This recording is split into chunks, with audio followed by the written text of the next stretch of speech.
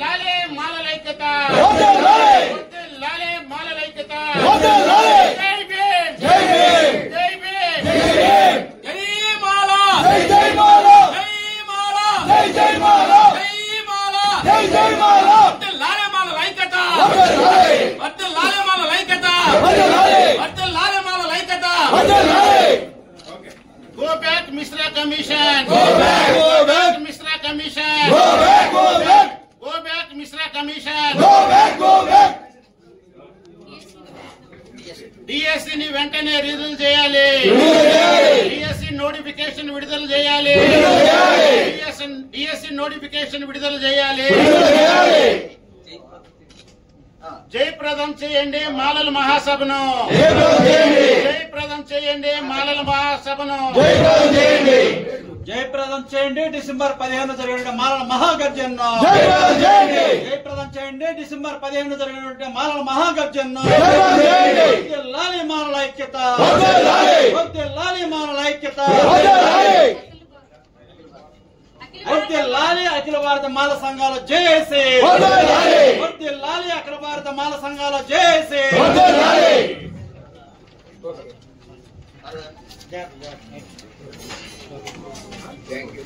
బీసీలో ఉన్న నాయకులు గాని, ఓసీలో ఉన్న నాయకులు గాని, లేకపోతే నిరుద్యోగులు ఎంతో మంది మెగా డిఎస్సీ అని చెప్పి ఎలక్షన్ ముందు మీరు వేసినటువంటి గాలానికి పడినటువంటి ప్రతి ఒక్క ఓటర్ తరపున, స్టూడెంట్ తరపున జేఏసీ నిలబడి ఇవాళ క్వశ్చన్ చేస్తున్నాము.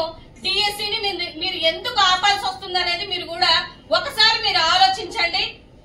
ఎందుకు అనంటే ఏ విజ్ఞత లేనటువంటి వ్యక్తి ఇవాళ మోదీ గారు చెప్తున్నారు బీసీలందరూ ఐక్యంగా ఉండండి, రాజ్యాధికారం వస్తుందంటే, అయ్యా మీరు గొప్ప గొప్ప కంట్రీస్ కి వెళ్తుంటే మీకు సాష్టాంగ నమస్కారం చేస్తుంది మీకు కాదు, మా దేవుడు రాసినటువంటి రాజ్యాంగానికని మీరు మర్చిపోయి ఇవాళ మమ్మల్ని అన్నదమ్ముల్లా ఉన్నటువంటి మమ్మల్ని విడదీయడానికి మీరు చేస్తున్న కుట్ర రాష్ట్రాల్లో ఉన్నటువంటి ప్రతి దళితుడికి అర్థమవుతుంది అనేది మీరు గమనించాలి. ఎలక్షన్ ముందు మీ ఇష్టం వచ్చినట్టు విడదీస్తారు, ఎలక్షన్ అయిపోయిన తర్వాత మీ ఇష్టం వచ్చినట్టు మాట్లాడతారు అని అంటే 70 లక్షల మంది ఉన్నటువంటి మాలల మనోభావాలతోటి మీరు ఆడుకుంటున్నారన్న ఒక విషయాన్ని గమనించండి. ఏది ఏమైనా కూడా తెలుగు రాష్ట్రాలలో, అక్కడ హైదరాబాద్ లో గాని, ఇక్కడ ఆంధ్రప్రదేశ్ లో గాని మాట్లాడుతున్నటువంటి సీఎంలు ఎవరెవరైతే ఉన్నారో రేవంత్ రెడ్డి గారు గాని, చంద్రబాబు నాయుడు గారు గాని ఈ సభాముఖంగా చెప్తున్నది ఏంటి అని అంటే, వర్గీకరణ మీరు ఆపకపోతే డెఫినెట్ గా చరిత్రహీనులు అవుతారన్న ఒక విషయాన్ని గుర్తుపెట్టుకోండి. ఎంతో కాలంగా చూసుకున్నట్లయితే కాలక్రమేణా మాలలతో పెట్టుకున్నటువంటి రాజకీయ నాయకులు గాని, రాజకీయ వేత్తలు గాని, రాజకీయ పార్టీలు గాని కొట్టుకొనిపోయినటువంటి విషయాన్ని గమనించండి. అందుకనే డిసెంబర్ 15వ తారీఖున ఎంతో గర్వంగా మేము అనౌన్స్ చేస్తున్నాము మాలల మహాగర్జనని మేము చేయబోతున్నాము అని. ఆ రోజు మీకు తెలుస్తుంది మాలల యొక్క గర్జన అంటే ఏ విధంగా ఉంటుంది, మాలల ఐక్యత అంటే ఏ విధంగా ఉంటుంది. వ్యవస్థాపక అధ్యక్షుడిని, ఉభయ రాష్ట్రాల్లో 30 సంవత్సరాలు సాటి అంటరాని కులాల మీద పోరాటం చేసిన మందకృష్ణ, కొండను తవ్వి ఎలుగును పట్టిన మందకృష్ణ, ఎలక్షన్ల ముందు నేను పెద్ద మాదిగా అవతారాన్ని ఎత్తినటువంటి చంద్రబాబు నాయుడు చెప్పిన విధంగా తెలుగుదేశం పార్టీ విజయం మాదిగల విజయం అని చెప్పిన చంద్రబాబు నాయుడు, ఇటు మందకృష్ణ కలిసి రాష్ట్రాన్ని సర్వనాశనం చేస్తున్నారు. మందకృష్ణ ఒక నిరక్షరాస్యుడు, ఆయనే చెప్పాడు నేను 9వ క్లాసు వరకే చదువుకున్నాను. మరి అటువంటి వ్యక్తితో ఒక మేధావి నేను చెప్పుకుంటున్నటువంటి చంద్రబాబు నాయుడికి ఏంటి పోలిక, నక్కకి నాకలోకానికి ఉన్నటువంటి పోలిక ఉందని చెప్పి మేము తెలియజేస్తా ఉన్నాం. అసలు వర్గీకరణ అనేటువంటి అంశం ఉపకులాలకు అన్యాయం జరుగుతుంది అనేటువంటి వేదిక మీద ఏర్పడినటువంటి ఒక సంస్థ, ఒక వ్యవస్థ. కానీ ఈ రోజు ఉపకులాలలో 15% ఎంత శాతం వస్తుందో కూడా ఒకసారి మందకృష్ణ గారి ఆత్మ పరిశీలన చేసుకోవాల్సిన అవసరం ఎంతో ఉంది. వాస్తవంగా ఉపకులాలకు అన్యాయం జరిగితే 15% లో మాలామాదిగా చెరొక % తీసుకుని 13% ఉపకులాలకు పంచుతామా? మేము సిద్ధమే, మీరు కూడా సిద్ధమా?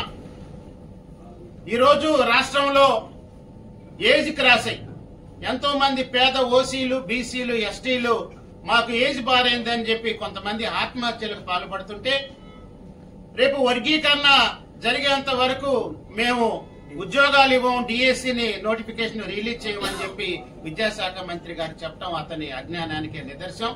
దీన్ని మేము ఖండిస్తా ఉన్నాం పూర్తి స్థాయిలో. ఇది మాలా మాదిగల మధ్య సమస్య ఏదైతే యుద్ధం ఉందో 100 సంవత్సరాలైనా కొట్టుకుంటానే ఉంటాం కానీ చంద్రబాబు నాయుడు కాదు, లోకేష్ కాదు, ఆయన కొడుకు కూడా ఈ సమస్య తీర్చలేనిది. ఇది పూడ్చలేని అగాధం. 100 సంవత్సరాలైనా కూడా మేము పోరాడుకుంటానే ఉంటాం, తన్నుకుంటానే ఉంటాం, కోర్టులను ఆశ్రయిస్తాం. మాలా మాదిగల మధ్య వచ్చిన సమస్యల మధ్యలో ఓసీల్ని, బీసీల్ని మీరు కడుపులు కొడతారా?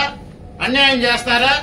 ఇప్పుడు ఎంతో మంది నిరుద్యోగులు కోచింగ్ సెంటర్లో మగ్గిపోతున్నారు, ఫీజులు కట్టుకోలేకపోతున్నారు, హాస్టల్ ఫీజులు చెల్లించుకోలేకపోతున్నారు.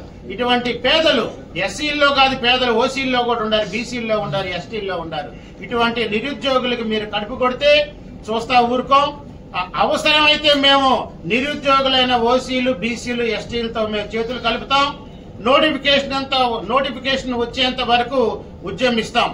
అతి ముఖ్యంగా రేపు డిసెంబర్ 15వ తారీఖున ఈ రాష్ట్రంలోని మాలలందరూ కలిసి అందరం ఐక్యంగా తెలంగాణలోని అంబేద్కర్ వాదులందరినీ కలుపుకుని మాలల మహాగర్జన పేరుతో ఒక మంచి బహిరంగ సభ ఏర్పాటు చేస్తా ఉన్నాం.